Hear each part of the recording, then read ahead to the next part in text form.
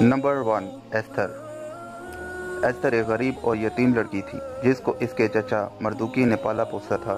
یہ بہت عبادت گزار اور پارسا خاتون تھی۔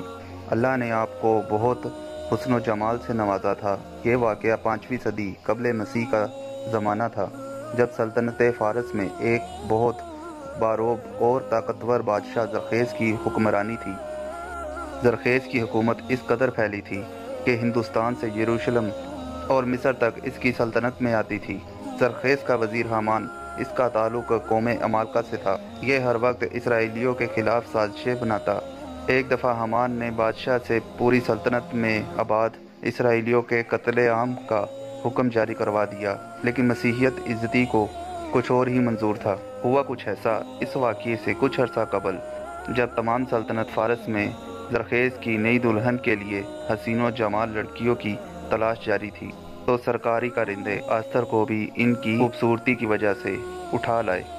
لیکن ایستر کے اندر فارس کی ملکہ بننے کی کوئی خواہش نہیں تھی، اس لیے ایستر اپنے رب کی عبادت میں مصروف رہتی۔ ایستر کی معصومیت اور پاکیزگی کو دیکھ کر نہ صرف سرکاری افسران متاثر ہوئے، بلکہ بادشاہ زرخیس نے بھی ایستر کو اپنی بیوی کے لیے انتخاب کیا۔ ایسے یروشلم کی ایک یتیم و نادر لڑکی فارس کی ملکہ بن بیٹھی۔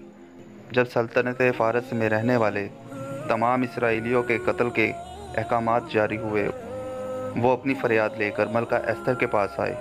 ایستر نے بادشاہ زرخیس کے دربار میں جا کر اسے اپنے پاس آنے کی دعوت دی۔ اس دعوت میں حامان کو بھی بلایا تھا۔ ایستر نے یہاں بادشاہ زرخیس کو بتایا کہ اگر بادشاہ کے جاری کردہ حکم پر عمل ہوا تو اس کی بیوی بھی قتل کر دی جائے گی، کیونکہ وہ بھی ایک اسرائیلی ہے۔ پھر اس نے بادشاہ زرخیس کو سلطنت فارس پر بنی اسرائیل کے احسان یاد دلائے اور حامان کی سازشوں کو بھی بے نقاب کیا۔ یہ دیکھ کر حامان قتل کے ارادے سے ایستر پر حملہ آور ہوا، مگر بادشاہ زرخیس نے موقع پر ہی اسے موت کے گھاٹ اتار دیا۔ پھر تمام اسرائیلیوں کا سر قلم کرنے کا حکم بھی واپس لے لیا گیا۔ اسرائیلی اس یاد میں آج بھی عید امپوریم کے نام کا تہوار مناتے ہیں، جبکہ یہ قوم ایستر کو خدا کا نبی ہونے کا درجہ بھی دیتی ہے۔